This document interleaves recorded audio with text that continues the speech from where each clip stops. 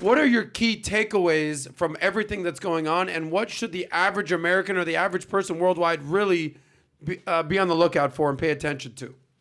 Look, this is going to be a complete left field type of feedback I'll give to you guys.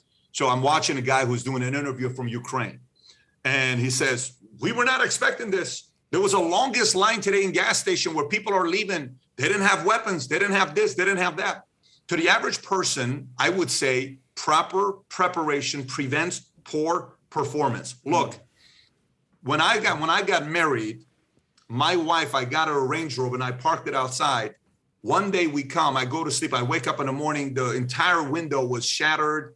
Stereo system was stolen, everything. The next day, I bought a shotgun and I bought a gun, okay?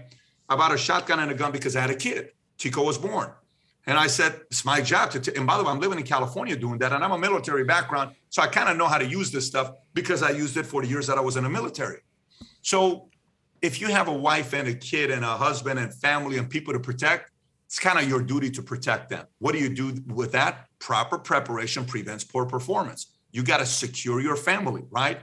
Number two, these guys didn't go to the gas station. If you kind of seeing crisis is taking place, you got to look at yourself. What is crisis today? I've been saying for the longest time, cash is king for the individual, not for the billionaire, not for the millionaire, not for all those other guys. But cash is king, where you got to have an emergency fund ready in case something does take place, okay? Now, on top of that, if you go and look at Buffett, do you remember how everybody was talking about, why does Buffett have $200 billion in cash? What does he know that we don't know? What does he know that we don't know? Maybe he was expecting something like this to happen. Maybe he was expecting a correction or a whirl or something to happen where the economy may take a hit, but the economy hasn't taken a hit yet. But the biggest thing for the average person is stay alert, stay alive, educate yourself, listen to commentary of both sides. Try not to listen to the commentary of just one side, because then you're going to be fooled. First thing I did when I'm watching everything, I'm reading articles from people who hate Trump. I'm reading articles from people who hate Biden.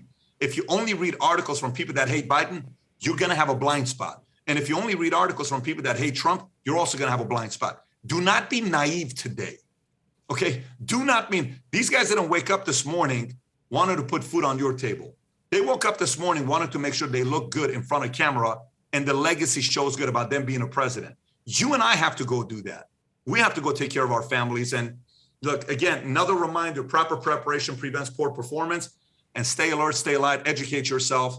But having said that, my computer here is about to die. I really enjoyed jumping on and having this dialogue with you guys. For the people in Ukraine, man, our prayers are with you.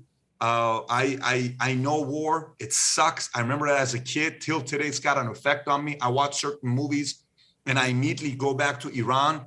Some of these effects are going to have effects on these kids that's going to last decades.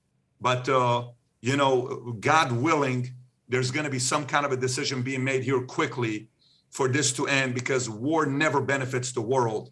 Politically, sometimes it does. It benefits some companies, but it doesn't benefit the people. And that's what my biggest concern is today. A lot of regular people that are innocent, they haven't done anything wrong, they're being affected by this.